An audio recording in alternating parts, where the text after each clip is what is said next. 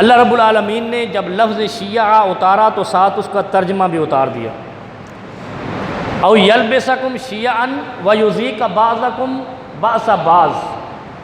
اب لفظ شیعہ اتارا اور متصلاً اس کا معنی یہ بتایا کہ جب تم شیعان ہو جاؤ گے تو آپس میں جھگڑتے ہی رہو گے۔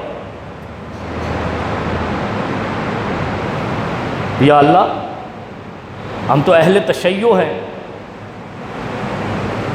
ہم شیعہ ہیں، ہم سنی ہیں، ہم وہابی ہیں، ہم پتہ نہیں کیا کیا کچھ ہیں، لیکن جب اللہ نے شیعان کا لفظ اتارا تو اس کو جھگڑے سے رکھ دیا، اس کا ترجمہ جھگڑا کر دیا۔ وہ کیسے؟ شیعان کا مطلب ہوتا ہے گروہ در گروہ ہو جانا۔ او یلبسکم، اچھا اللہ رب العالمین کی جب یہ آیت اتری، نبی علیہ السلام نے پڑھی،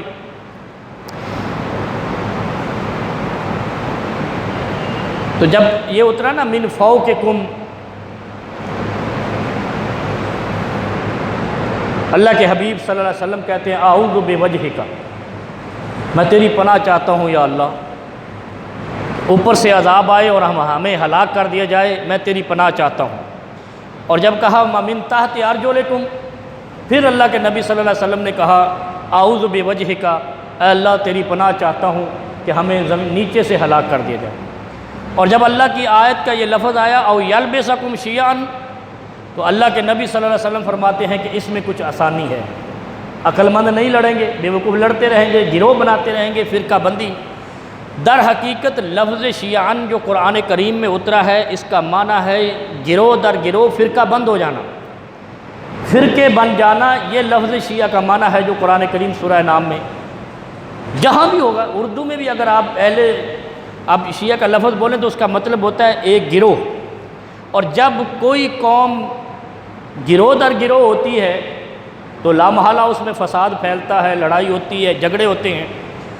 تو اللہ رب العالمین نے شیعان کا معنی ہی خود بتا دیا کہ او ویذیق بعضکم بأس بعض، جب تم گروہ در گروہ ہو جاؤ گے تو آپس میں لڑتے رہو گے، جھگڑتے رہو گے۔ نبی علیہ السلام نے اس سے کہا، جب اس آیت کو پڑھا گیا یہاں پر، تو نبی علیہ السلام نے کہا اس میں کچھ آسانی ہے کہ کچھ لوگ لڑیں گے، کچھ بچ جائیں گے، کچھ عقل والے، کچھ خرد والے، کچھ دانش والے لڑائی سے بچیں گے، گروہوں سے بچیں گے۔ اب دوسرا اس کا معنی دیکھیں کتنی بڑی بات ہے۔ اللہ کا عذاب اوپر سے آتا ہے، وہ آپ کو معلوم ہے اوپر سے کیسے عذاب آتا ہے۔ اللہ رب العالمین نے پتھروں کی بارش کی ہے، قوموں کو ہلاک کر دیا ہے، پانی بہا دیا ہے، بارشیں اتنی کی ہیں سیلاب کی کنڈیشن بن جاتی ہے، اور بہت سارے اولے برسا کے بھوسا بنا دیا ہے۔ لیکن اس کے ساتھ ساتھ آپ دیکھیں وَمِن تحت ارجلکم، تمہارے پاؤں کے نیچے سے عذاب آئے گا۔ ابھی آپ کے زلزلے آئے، زمین پھٹ گئی، لوگ دھنس گئے۔ تمہارے پاؤں کے نیچے سے عذاب سے مراد یہ بھی ہے کہ تمہارے اپنے ہاتھوں سے عذاب آئے گا، تم جو کرو گے اسی میں پکڑے جاؤ گے، جو تم گناہ کرو گے، جو تم برائیاں کرو گے انہی کے ہاتھوں ہلاک کر دیے جاؤ گے۔ وہ بھی آپ دیکھ رہے ہیں کہ ہمارے اپنے جرائم ہمارے لیے عذاب بن جاتے ہیں۔ لیکن اتنی بڑی، یعنی ایک طرف اللہ کہتا ہے کہ میں اوپر سے تمہیں ہلاک کر سکتا ہوں، قل هو القادر، میں قادر ہوں کہ اوپر سے تمہیں ہلاک کر دوں۔ پھر اللہ کہتا ہے کہ میں اس چیز پہ بھی قادر ہوں کہ میں تمہیں زمین میں دھنسا کر ہلاک کر دوں۔ کتنی بڑے عذاب ہیں، چھوٹے نہیں ہیں۔ اوپر سے ہلاک ہونے والی قوموں، قوم شعیب کو آپ جانتے ہیں، قوم نوح کو آپ جانتے ہیں، قوم لوط کو آپ جانتے ہیں، اور دھنس جانے والی قوموں کو، قوم صالح کو آپ جانتے ہیں، جن کو اللہ نے دھنسا دیا زمین میں، کسی کو اوپر پہاڑوں کو ملا کر پیس دیا، کسی کو کسی طرح کر دیا۔ یہ اللہ کے عذاب کی شکلیں ہیں۔ لیکن یہ کتنی بڑی، جس سے قومیں برباد ہو گئیں، فرعون کو غرق کر دیا، اللہ کا عذاب تھا، وہ اللہ کی پکڑ تھی۔ کتنی بڑی پکڑ ہے، آج تک دنیا مثالیں دیتی ہے۔ فرعون غرق ہو گیا، نمرود ہلاک ہو گیا، زمین میں دھنس گیا، اصحاب الفیل کو اللہ نے اوپر سے کنکریاں ابابیل سے مروا کر اس کو بھوسا بنا دیا۔ بڑے لے میں ہم یہ قصے سناتے ہیں، لیکن سوچتے نہیں ہیں، اس آیت کے مفہوم کو نہیں پڑھتے۔ ہماری بیماری ہے، ہم نفسیاتی بیمار ہیں کہ ہم نے تحقیق کو چھوڑ دیا ہے، تقلید کو پکڑ لیا ہے۔ یہ منع ہے۔ ہاں مجھے سنو، اب خطبے کا ٹائم ہے، یہ فرض ہے۔ تحقیق کو ہم نے چھوڑا، تقلید کو پکڑ لیا، اور جو قوم تقلید کو پکڑتی ہے تحقیق کو چھوڑ دیتی ہے، یہ تو آٹومیٹکلی بات ہے۔ جس نے لکیر کی فقیری کرنی ہے وہ اپنا راستہ کہاں سے ڈھونڈے گی؟ اس آیت کے اندر فرقہ بندی کو ہلاکت کون سی؟ فرعون جیسی ہلاکت قرار دیا ہے۔ تشبیہ دیں، آپ قیاس کریں۔ ایک طرف اللہ کہہ رہا ہے کہ میں اوپر سے برسا کر تمہیں پتھروں سے مار دوں گا، اور مارا قوموں کو جو اللہ کی نافرمان ہوئی۔ پھر اللہ کہتا ہے میں تجھے زمین میں دھنسا دوں گا، زمین کے نیچے سے تمہیں ایسے عذاب میں مبتلا کروں گا تم ہلاک ہو جاؤ گے۔ دو قسم کے عذاب۔ تیسرے عذاب کی شکل یہ بتائی اللہ رب العالمین نے کہ میں تمہیں آپس میں لڑوا دوں گا، گروہ در گروہ کر دوں گا۔ کس کے مساوی کیا؟ فرقہ بندی کو۔ فرعون کے مساوی کیا، نمرود کے مساوی کیا، قوم نوح کے مساوی کیا۔ جو قوم فرقہ بند ہو جاتی ہے، گروہ در گروہ ہو جاتی ہے، ان پر ایسا ہی عذاب آتا ہے جیسے اللہ نے فرعون پر بھیجا ہے۔ ہمیں امریکہ کو گالی نکالنا آسانی نظر آتی ہے، کبھی اپنے گریبان میں نہیں جھانکتے۔ کیوں؟ ہم بدبخت تقلید میں چلے گئے، تحقیق کو چھوڑ دیا۔ اگر ہم نے تحقیق کی ہوتی تو گروہ بندی کا معنی یہ ہے کہ آپ فرعون کے راستے پہ ہو، اس لیے آپ نے فرقے بنائے ہیں۔ اور جب فرقے بنتے ہیں، اللہ کہتا ہے کہ جو قوم فرقوں میں جاتی ہے یُذِیقَ بَعْضَکُمْ بَعْضَ بَعْضٍ، تو وہ ایک دوسرے کو ذائقہ چکھانے پہ لگ جاتی ہے، ایک دوسرے کو نیچا تباہی کی طرف لے جانے پہ لگ جاتی ہے۔ اور جو قوم گروہ بن جائے، ایک گروہ دوسرے کو نیچا دکھائے، دوسرا تیسرے کو نیچا دکھائے، ایک کہے میں بڑا ہوں، دوسرا کہے میں سواد اعظم ہوں، تو وہ ایسی قوم بن جاتی ہے جیسے فرعون نے کہا تھا کہ میں سب سے بڑا رب ہوں، اللہ نے اس کو غرق کر دیا۔ اور جو قوم اسلام کا نام لے، اللہ کا نام لے، اس کے پیغمبر کا نام لے، پھر گروہ در گروہ ہو جائے، اللہ کہتا ہے تجھے بھی ایسے ہی عذاب کو مزہ چکھا دوں گا، یُذِیقَ بَعْضَکُمْ بَعْضَ بَعْضٍ۔ کبھی سوچا ہم نے؟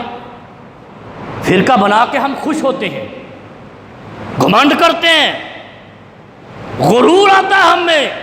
کیسے غرور آتا ہے؟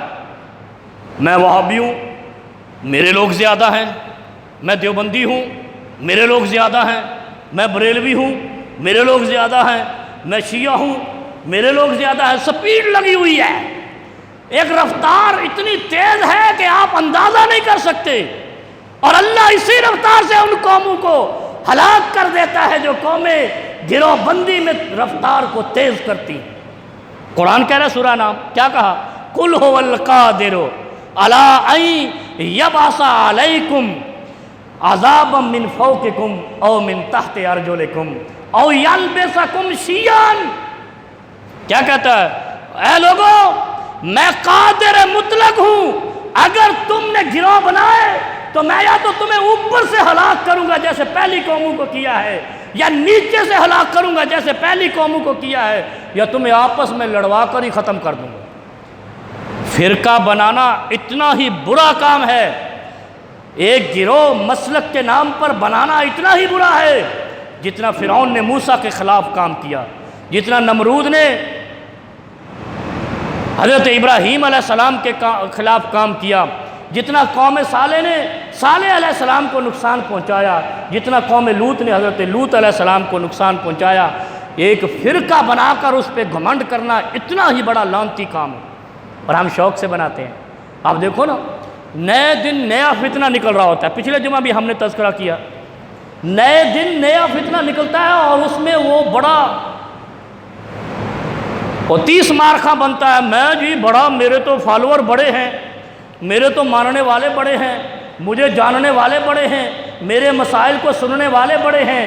ارے تجھے پتہ نہیں ہے، تجھ پر وہ پکڑ آنی ہے جو فرعون پر پکڑ آئی تھی، اس لیے کہ تو نے اس کے دین کے اندر نقب لگائی ہے، رہزنی کی ہے، جس دین نے آ کر بکھری ہوئی قوموں کو ایک جھنڈے کے نیچے جمع کر دیا۔ جس دین نے آ کر ایک دوسرے کے خون کے پیاسے لوگوں کو ایک جگہ پہ جمع کر دیا تھا، جس دین نے آ کر 360 فرقوں میں بٹی ہوئی قوم کو ایک مذہب پہ جمع کیا تھا، تو اس دین کو ماننے والا آج اپنا فرقہ بنا کر دوبارہ پلٹ کے جا رہا ہے، اپنے الٹے پاؤں پہ وہاں جا رہا ہے جہاں سے قومیں تباہ ہوئی تھی، تو دوبارہ اس اسلام کے نام پہ تباہی کی طرف جا رہا ہے۔ میرے دوستو، بڑی خوفناک بات ہے کہ ہم تحقیق کو چھوڑ چکے، اور جس دن ہماری قوم یا ہمارے مسلمان تحقیق کی طرف اچھا، اسی آیت کے اگلے حصے میں اللہ رب العالمین اور ایک پیاری بات کہتے ہیں، انظر کیف نصرف الآیات لعلہم یفقہون۔ کیا کہا؟ دیکھو یار، انظر، دیکھو، وہ کہتے ہیں نا حاضر ناظر، نبی علیہ السلام کو کہتے ہیں حاضر ناظر، اور جھوٹ بھی بول رہے ہوتے ہیں، حاضر بھی ہوتا ہے نبی ان کا۔ عقیدہ دیکھیں آپ، حاضر ناظر کا عقیدہ، کہتے ہیں اللہ کے نبی صلی اللہ علیہ وسلم ہر جگہ حاضر ناظر ہیں، اور قرآن کہتا ہے کہ اللہ بھی عرشوں پہ ہے، اس کا علم ہر جگہ ہے۔ اچھا، پھر ایک اور لطیفے کی بات ہے، اور پچھلے جمعہ میں نے بتایا نا، ایک شعر ہے، قوالی ہے، کیا ہے؟ اللہ میرے دل دے اندر، اللہ میرے دل دے اندر، اے دل ایک ڈونگا سمندر۔ وہ ایک گانے والا تھا، بدبخت مارا گیا ہے، سنا ہے آپ نے؟ پھر کیا عقیدہ ہے؟ اللہ ہر جگہ موجود ہے، اللہ ہر جگہ بھی موجود ہے، اللہ ان کے دل کے اندر بھی موجود ہے۔ پھر یہ بکرا گاڑی پہ لاد کے تو سخی سرور پہ لے جاتے ہیں، تو جو اللہ تیرے دل میں تھا وہاں کیوں نہیں ذبح کیا؟ جو اللہ ہر جگہ موجود تھا وہاں کیوں نہیں سنی؟ تو کہتا ہے اللہ ہر جگہ موجود ہے، میرے دل کے اندر ہے، اور تو اپنے چڑھاوے کہاں چڑھاتا ہے؟ میں آپ کو ایک واقعہ سناتا ہوں، بڑا ایک کتاب ہے سیرت نبویہ حافظ ذہبی رحمہ اللہ کی، اور ایک کتاب ہے الوفا، وہ بھی حافظ ذہبی رحمہ اللہ کی۔ بڑا دلچسپ واقعہ اس نے تحریر کیا ہے۔ رسول اللہ صلی اللہ علیہ وسلم، آپ تھوڑا نظر رکھا کریں، میرے پاس جمعہ جو پڑھنے آئے نا وہ تحقیق پہ نظر رکھا کریں، تقلید پہ نہیں۔ رسول اللہ صلی اللہ علیہ وسلم کے بچپن کا زمانہ ہے، ہم کہتے ہیں نا معصوم عن الخطا ہے۔ بچپن کے زمانے میں نبی علیہ السلام کو، جب یہ محمد تھے، اس وقت ان کو بتوں سے بڑی نفرت تھی، بتوں سے۔ بت یہی کہتے ہیں نا مزاروں پہ جانے سے، بت اور کوئی چیز نہیں ہے، یہ آپ کو دھوکہ دیتے ہیں۔ بت اور طرح کے، یار وہ بھی بت مرے ہوئے، تمہارے بھی مرے ہوئے، بات ختم ہے۔ جو مرضی کر لو، وہ کھڑی کر لیتے تھے، تم لٹا لیتے ہو پوجنے کے لیے، تم نیچے ڈال دیتے ہو، وہ سامنے کھڑا کر لیتے تھے۔ بت بت ہے، جو مر گیا، جو زمین پہ نہیں ہے، جس میں سانس نہیں ہے، وہ بت ہے۔ وہ لکڑی کا ہو، وہ بھینس مار کر تم کھڑی کر دو، وہ بھی بت ہے۔ بے جان چیز کا جو نقشہ، جو جس کو وہ کہتے تھے، وہ جو وہ گلجی بناتے تھے، اس کو کیا کہتے تھے، وہ بنا کے ایک اسکیچول بنا کے جناب کھڑا کر دو، وہ بت ہے، جس میں سانس نہیں ہے، حرکت نہیں ہے، بے جان ہے، وہ بت ہے۔ وہ مرد ہو، وہ بھینس ہو، وہ گائے ہو، وہ درخت ہو، کچھ بھی ہو۔ اس لیے تو درختوں پہ بھی کپڑا باندھ دیتے ہیں، آپ بدبختوں کی منتیں درخت بھی پوری کرتے ہیں۔ اللہ کے نبی صلی اللہ علیہ وسلم کو بچپن کے زمانے میں، ابھی نبوت 40 سال بعد ملی ہے، ابھی شادی بھی نہیں ہوئی ہے، بچپن کا زمانہ ہے، بتوں سے یہ جو بنا کر کھڑے کیے ہوئے تھے، اس سے بڑی نفرت تھی، بغض تھا۔ ایک بت تھا بوانا، اس کا اونر تھا، یہ خداؤں کے اونر بھی بندے ہیں، یہ اس قوم کو دیکھو آپ کو پتہ نا جس کو آج کے دور میں کیا کہتے ہیں، گدی نشین۔ بڑے پیار کی باتیں آج بتا رہا ہوں آپ کو۔ گدی نشین دربار کا اونر ہوتا ہے نا، یا نہیں ہوتا ہے؟ جو اتنے نذرانے آپ ڈالو مولوی کے گھر، گدی نشین کے گھر میں، وہ بیچارے لٹے پٹے غریبوں کو نذرانے پہ لگا دیا ہے، جن کے گھروں میں فاقے ہیں وہ قبروں پہ مال ڈال رہے ہیں، اور وہاں سے گدی نشین جا رہا ہے۔ وہ سپریم کورٹ کے جج نے کہا تھا کہ آج تک مرید کروڑ پتی ہوتے ہوئے نہیں دیکھے، یہ پیر سارے ارب پتی ہو گئے ہیں۔ وہ سپریم کورٹ کے جج کو بھی ماشاءاللہ عقل تھی، پتہ نہیں افتخار چودھری سے کون تھا۔ اللہ کے نبی صلی اللہ علیہ وسلم بچپن کے زمانے میں یہ بت سازی اور بتوں پہ جانے کو بڑا نفرت کی نگاہ سے دیکھتے تھے۔ ایک بت، ایک خدا تھا ابو طالب کا، حضرت علی رضی اللہ عنہ کے والد کا۔ نبی مکرم صلی اللہ علیہ وسلم کے چچا کا، اس کا نام تھا بوانا۔ ابو طالب سالانہ اس پہ جاتے، طواف کرتے، اعتکاف کرتے، نذرانے دیتے، سب کچھ کرتے، اور ہر سال جو ہے نا نبی علیہ السلام بچپن میں محمد صلی اللہ علیہ وسلم کو لے کے جاتے، لے کے جانے کا کہتے کہ آپ بھی چلو، یہ منع کر دیتے۔ ایک دفعہ انہوں نے کہا آپ ہمارے ساتھ چلو۔ یہ صحیح واقعہ ہے، یہ حافظ ذہبی سیرت النبویہ میں لائے ہیں، الرحیق المختوم میں موجود ہے، الصادق الامین میں موجود، سیرت کی کتاب جس نے بھی لکھی ہے اس میں یہ واقعہ موجود ہے کہ ابو طالب کا بت جو خدا تھا وہ بوانا تھا، اور وہ رسول اللہ صلی اللہ علیہ وسلم کو کہتے تھے آپ ہمارے ساتھ چلو۔ نبی علیہ السلام منع کر دیتے، میں نہیں جاؤں گا، مجھے ان سے نفرت ہے، اور جس کے اندر جان ہی نہیں ہے اور تیری جان کی کیسے رکھوالی کرے گا؟ جو اپنی جان نہیں رکھتا تیری جان کی رکھوالی کیسے کرے گا؟ اور ہم کس کو مانتے ہیں؟ اللہ، اللہ لا الہ الا الحی القیوم لا تأخذہ سنۃ ولا نوم۔ 4 خوبیاں۔ ویسے تو خالق کائنات ہے، ہم جس رب کو مانتے ہیں وہ زندہ، حیٌ، زندہ، ہم مردے کو نہیں مانتے۔ آئے آئے آئے، قیوم، قائم بذات ہی ہے، عرش پہ بیٹھا ہے، زندہ بھی ہے بیٹھا بھی ہے۔ لا تأخذہ سنۃ، اس کو تو اونگ بھی نہیں آتی۔ آئے ہائے، بندوں کو نیند آتی ہے، ابھی بھی جھوم رہا ہے، بندوں کو اونگ بھی آتی ہے، نیند بھی آتی ہے، غشی بھی آتی ہے، مر بھی جاتا ہے، لیکن ہم جس کو داتا مانتے ہیں وہ کیا ہے؟ اس کا اونگ بھی نہیں آتی۔ پھر کیا کہا؟ سنۃ ولا نوم، نہ اونگ آتی ہے نہ نیند آتی ہے۔ ہم تو ایسے کو خدا مانتے ہیں، ہم تو ایسے کو الہ مانتے ہیں، ہم تو ایسے کو گنج بخش مانتے ہیں، ہم تو ایسے کو داتا مانتے ہیں، ہم تو ایسے کو مشکل کشا مانتے ہیں جس میں یہ 4 خوبیاں بیک وقت نہ ہو۔ وہ نہ داتا ہے، نہ گنج بخش ہے، نہ خدا ہے، نہ الہ ہے، نہ مشکل کشا ہے، نہ حاجت روا ہے، نہ سننے والا ہے، نہ سنانے والا ہے، جس کے اندر نہ حی ہو، نہ قیوم ہو، نہ نوم ہو، آئے ہائے ہائے، نہ سنۃ ہو۔ وہ رب زندہ جس کو میں مانوں تو مانے، جس کو ہر زندہ انسان مانے، جو مر گیا اس کو جو مرضی بناتے رہو، ہم نہیں مانتے۔ آئے ہائے، ہم نہیں مانتے۔ یہ کہا تھا میرے نبی صلی اللہ علیہ وسلم نے اپنے چچا سے، جو چچا محمد الرسول اللہ پر فدا تھا، جس کی محمد رسول اللہ صلی اللہ علیہ وسلم نے بھی آخری دن تک محبت کی ہے، وہی چچا کہتا ہے میرے خدا کو ماننے چلو۔ کیا نام تھا خدا؟ ابو طالب کے خدا کا بوانا۔ پریشر دیا، پریشر کہتے ہیں نا دباؤ میں آ کر، آج کل ایک نئی پالیسی ہے، دباؤ میں آ کر یہ فیصلہ کر لیا ہے، سیاسی پالیسیاں ہوتی ہیں یہ ساری دباؤ میں آ کر۔ کہا، ابو طالب نے کہا اس دفعہ جانا پڑے گا۔ رسول اللہ کے چچا نے کہا محمد رسول اللہ سے بچپن میں آپ کو جانا پڑے گا ہمارے ساتھ۔ نبی علیہ السلام نے کہا میں نہیں جاؤں گا۔ جب یہ معاملہ بڑھا تو رسول اللہ صلی اللہ علیہ وسلم کی پھوپھیاں بڑی ناراض ہوئیں، ابو طالب کی بہنیں، ابا کی بہنیں، والد کی بہنیں۔ رسول اللہ صلی اللہ علیہ وسلم کے والد کا نام کیا تھا؟ عبداللہ۔ عبداللہ کی بہنیں، ابو طالب کی بہنیں، میرے نبی کی پھوپھیاں بڑی سخت ناراض ہوئیں، ڈانٹا۔ بچپنا تھا، نفرت تھی، بتو تھے، مرے ہوئے خداؤں سے نفرت تھی۔ آئے آئے یارو، جملے سخت تو نہیں ہیں؟ مرے ہوئے خدا، وہ بھی کیا خدا جو مر گیا۔ بہرحال جب یہ ساری برادری کا پریشر آیا، دباؤ آیا، نبی علیہ السلام بھی چل پڑے۔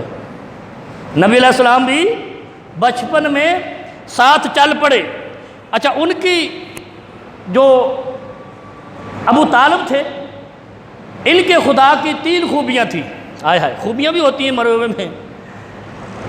ایک تو وہاں جا کے یہ جانور ذبح کرتا ابو طالب، دوسرا سر منڈواتے، تیسرا اس کے پاس 1 دن کا اعتکاف کرتے۔ 3 کام کرتے۔ جب یہ اپنے خدا کے پاس جاتے جس کے یہ اونر تھے، وہ خدا مشکل کشا جس کا مالک انسان ہو، تو پھر یہ آپ خود سوچ لیں یہ کیا کہانی ہے. بندہ جس کا مالک وہ اس کا خدا اور آقا کیسے ہو گیا؟ کبھی سوچا ہے یہ؟ گدی نشین، اونر تو میں انگلش کا لفظ بول رہا ہوں. ابو طالب اس کا گدی نشین تھا، مالک تھا بوانا کا. اور یار نئی بات نہیں کر رہا ہوں، یہ پریشانی ہو رہی ہے یار، تو میرا ہی بہ گیا ہے. میری بات سنو، یہ گدی نشین کیا ہوتا ہے؟ اسی پیر کی اولاد ہوتی ہے جو مر کے نیچے جا چکا ہوتا ہے، جس کے اوپر بریانی کی دیگیں بھی بڑھتی ہیں، چٹے اور کالے بکرے بھی کٹتے ہیں. یہی ہے نا، وہ پھر گدی نشین بنتا ہے. پھر اس کا بیٹا، یہ آپ کا چھوٹی سی مثال دے دیتا ہوں، آپ کا وزیر خارجہ گدی اونر ہے بہاؤالدین زکریہ کا. آپ کا یہ گیلانی جو وزیر اعظم رہ چکا ہے، یہ گدی نشین اونر تھا. کس کا اونر تھا؟ مشکل کشا کا. یار یہ مشکل کشا کا اونر خود تھا، تو پھر وہ مشکل کشا تھا، تو تھا خدا کا مالک. لاعوذ باللہ. اور خدا تو پوری کائنات ہے، مالک ارض و سمائے، اور تم اپنے خدا کے خود مالک. کہندے الو دے پٹھے نہیں لب دے، یہ بتھیرے لب دے، نہیں بڑے ہر قبر تے بیٹھے. پھر کیا ہوا؟ نبی علیہ السلام اصرار کرنے کے بعد برادری کے دباؤ کے تحت ساتھ چلے گئے. اچھا یہ 2 دفعہ گئے ہیں بتوں پہ. نبی علیہ السلام بچپن میں 2 دفعہ دربار پہ گئے ہیں. میں بت نہیں کہتا ہوں، دربار کہہ لیتا ہوں، کیونکہ وہ بھی داتا اور یہ بھی داتے، زمین کے داتے ہیں یہ. ایک دفعہ زید بن حارثہ رضی اللہ تعالیٰ عنہ، جن کو منہ بولا بیٹا بنایا تھا، پچھلے جمعہ ہم نے تعارف کرایا تھا شاید، ان کے ساتھ گئے. ایک دفعہ اپنے چچا کے ساتھ گئے. جب ابو طالب کے ساتھ گئے نا، اپنے چچا کے ساتھ بوانا خدا پہ، زمینی خدا ابو طالب جس کا اونر تھا، جس کا گدی نشین تھا، اس پہ گئے. تو نبی علیہ السلام کو انہوں نے کہا ایسے کرنا ہے ویسے کرنا ہے. اب ان کو تو ویسے ہی نفرت تھی کہ میں اس کو خدا مانوں جو گھڑ کے خود کھڑا کر دیا ہے. وہ کوئی وہابی ہوتا ہے تو وہ تو ٹھنڈا مار دیتا ہے، کھونٹی مار دیتا ہے، ٹھنڈا مار. میں انہوں مندہ ہی کو نہیں، جڑا آپ مر گیا مینوں کی بچائے. یہ فکر پیدا کرو، جس کو موت آتی ہے وہ مشکل کشا حاجت روا نہیں ہو سکتا.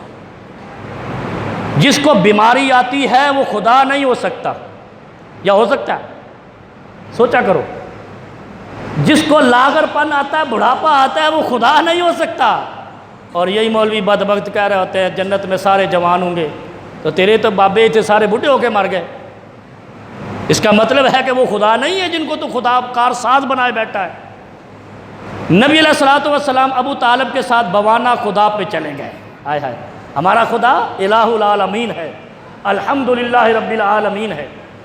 جب چلے گئے تو اس کا طواف کرنا تھا، اعتکاف کرنا تھا، بکرا ذبح کرنا تھا، اور جناب اس پہ اپنا سر منڈانا تھا. کچھ نہیں کیا. وہ کہہ رہا چاچا مینوں یہ کام نہیں آندا، میرے کو ایک بھائی بچپن کا زمانہ تھا. جس کو اللہ نے چن لیا ہو بچپن سے وہ کیسے غلطی کرے گا. لیکن پھر بھی دیکھیں اللہ کیسے بچاتا ہے اور کیسے ہمارا نبی معصوم ہے. 2 خوبیاں ہیں. جب وہ اس بوانا کے قریب گئے، ہائے ہائے، چچا اور پھوپھیاں لے کر گئیں. چچا ایک، پھوپھیاں کئی. آج بھی بندہ ایک ہوتا ہے، عورتیں کتنی ہوتی ہیں مزار پہ. بندوں کا پورشن دیکھو تو تھوڑے سے ہوتے ہیں، عورتوں کا پورشن دیکھو تو جگہ نہیں ہوتی ہے. وہ کہتے گستاخی نہ ہو جلے. عورتیں زیادہ ہوتی ہیں، ناخداؤں کو زمین پہ ڈھونڈ رہی ہوتی ہیں. پھوپھیوں اور چچا نے کہا نہیں، اس کے پاس جانا ہے. نبی علیہ السلام جو ہی قریب ہوں، یہ واقعہ صحیح واقعہ ہے، جو ہی قریب ہوں خوف زدہ ہو جائیں. گھبراہٹ ہوتی ہے نا، آپ دیکھا ہوگا جب گھبراہٹ انسان کو ہوتی ہے رنگ فک ہو جاتا ہے، پریشانی، پسینہ آنا شروع ہو جاتا ہے. جو ہی نبی علیہ السلام آگے ہوں خوف زدہ ہو جائیں، پیچھے ہو جائیں. ابو طالب دیکھ رہا، پھوپھیاں دیکھ رہی ہیں، ساڈے خدا کو ڈر گیا. ایسے ہی کہا ہوگا نا، ہوگا بھائی، یہ لفظ تحریر میں نہیں ہے. نبی علیہ السلام جب واپس آئے، واقعہ سارا بیان کیا. کہا، ابو طالب نے پوچھا وہ تو نیڑے جانا سے پیچھے ہٹ جانا سے کیا مسئلہ ہے؟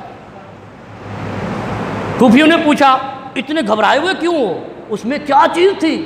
وہ تو ہمارا خدا تھا، تم کیوں ڈر گئے؟ اس پہ ہاتھ پھیرنا تھا. اچھا اصول تھا بت کے اوپر ہاتھ پھیرنا، جو بھی گزرے گا اعتکاف نہیں طواف، اعتکاف تو بیٹھنا ہوتا ہے. جو بھی طواف کرے گا ساڈے خدا دا وہ تے ہاتھ پھیرے گا. آپ نے دیکھا ہوگا یار لوگ ہیں اب سب وہ یہ لوگ جا کے وہ ایسے کر رہے ہوتے ہیں, دیکھا کبھی دیواریں بھی چاٹ رہے ہوتے ہیں نعوذ باللہ. وہ دیواروں پہ مٹی گارا کس نے لگایا ہوتا ہے؟ جس نے وضو بھی نہیں کیا ہوتا. اکثر مستری حضرات کیا آپ جانتے ہی ہیں, تو جنہوں نے یہ مسالوں کے اوپر دیواریں بنا کے مقبرے بنائے ہوتے ہیں ان مستریوں کے تقویٰ کی کوئی ضمانت دیتا ہے؟ پتہ نہیں کہاں سے بھارمتی کا کنبہ آ کے اوپر بلڈنگیں بنا رہا ہوتا ہے, وضو بھی نہیں کرتے. ان دیواروں کو یہ چاٹ رہے ہوتے ہیں, ہاتھ پھیر رہے ہوتے ہیں, ماتھا لگا رہے, کبھی ایسے لگا رہے کبھی ایسے لگا رہے. اب رسول اللہ صلی اللہ علیہ وسلم بوانا خدا پہ چلے گئے.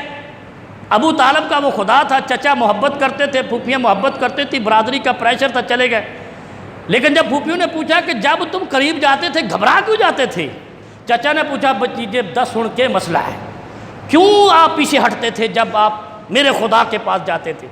مرے ہوئے خدا کے پاس, بنائے ہوئے خدا کے پاس, جس کا اونر خود ابو طالب, وہ خدا بھی آقا بھی کیسا جس کا کمپنی کا مالک نہ ہو. اور اب جناب جب یہ سارا قصہ جب دربار پہ جا کے آ گئے نا واپس, ساری برادری بیٹھی بھی, تو ہاتھ کیوں نہیں لایا؟ جرگہ ہو گیا نا ابو طالب کی بیٹھک پہ کہ محمد رسول اللہ صلی اللہ علیہ وسلم نے ہاتھ نہیں پھیرا ہمارے بوانے پہ. پھوپھیاں کہتی تو ڈریا کیوں؟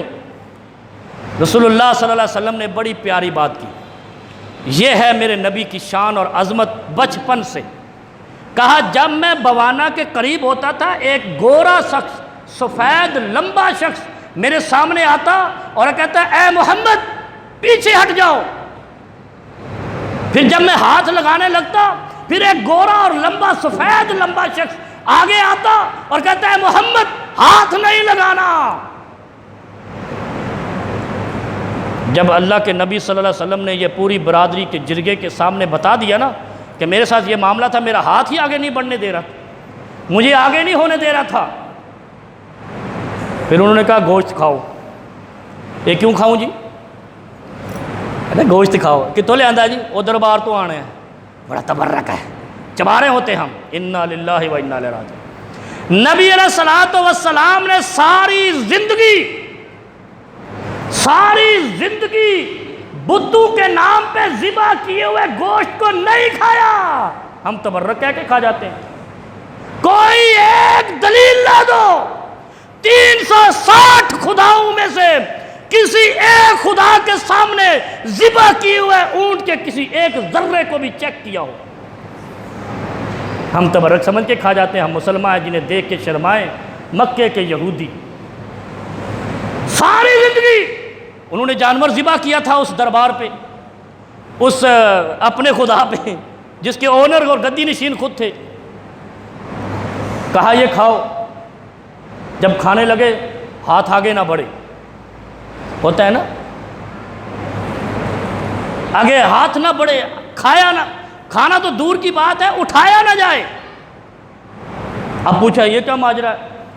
یہ صحیح واقعہ بتا رہا ہوں آپ کو.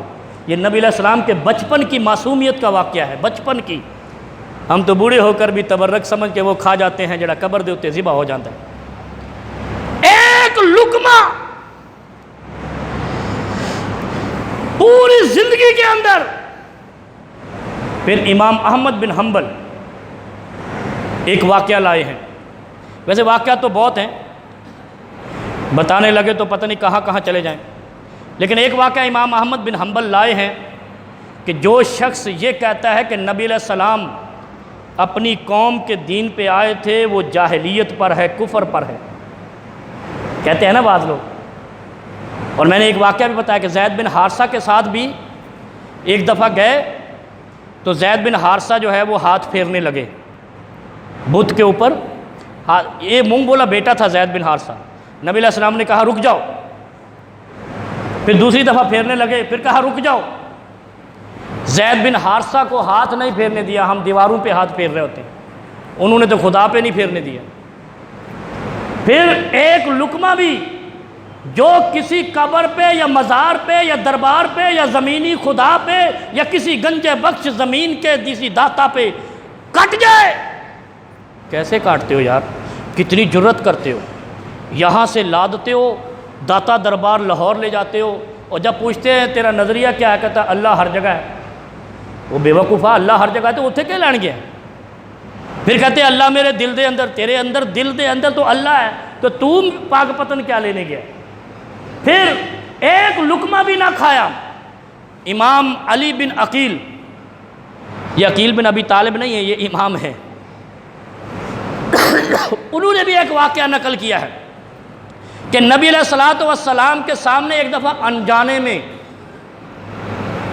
لوگ کہتے ہیں نا قے کر دی، لوگوں نے قصہ بنایا ہے بھی کھا تو لیا تھا نا قے کر دی، یہ جھوٹ ہے۔ امام علی بن عقیل بیان کرتے ہیں کہ ایک دفعہ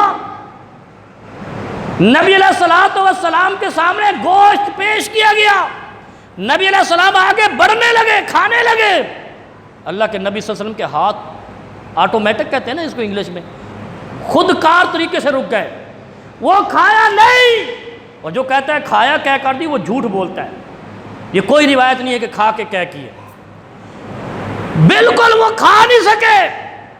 اور نبی علیہ السلام نے فرمایا کہ جو شخص کسی بت کے نام پر کٹے ہوئے مال کو کھائے گا وہ دائرہ اسلام سے نکل جائے گا۔ ہم کیا ہیں؟ عاشق رسول، جس رسول نے ایک لقمہ دیوتا اور داتا اور زمینی خدا کے نام پر نہیں کھایا، ہم اس کے نام کو تبرک کہہ کر کھا جاتے ہیں۔ تبرک، یہ پتہ ہے اس کا معنی کیا ہے؟ جس میں برکت ڈال دی گئی ہو، برکت والا نہیں، جس میں برکت ڈال دی گئی ہو۔ تبرک اور برکت میں فرق ہے۔ اب ہم لاتے ہیں مردے کی قبر سے لاہور داتا دربار، تو وہ لطیفے بھی بنے ہوئے ہیں نا، رکشے والے کو کہا وہاں سے چاول لیتے آنا، اب اس کو ہم تبرک سمجھ کے کھاتے ہیں۔ کیوں؟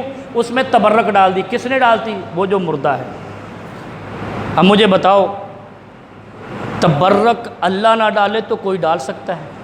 کوئی زندہ نہیں ڈال سکتا، کہ جائے کہ کسی مردے نے ڈال دی ہو، اور اس نے ڈال دی ہو جس کی رب کبریان نے جان کھینچ لی ہو، وہ رکوا نہ سکا ہو، وہ تیرے چاولوں میں برکت تبرک کیسے ڈال دے گا؟ یارو سوچا کرو۔ پھر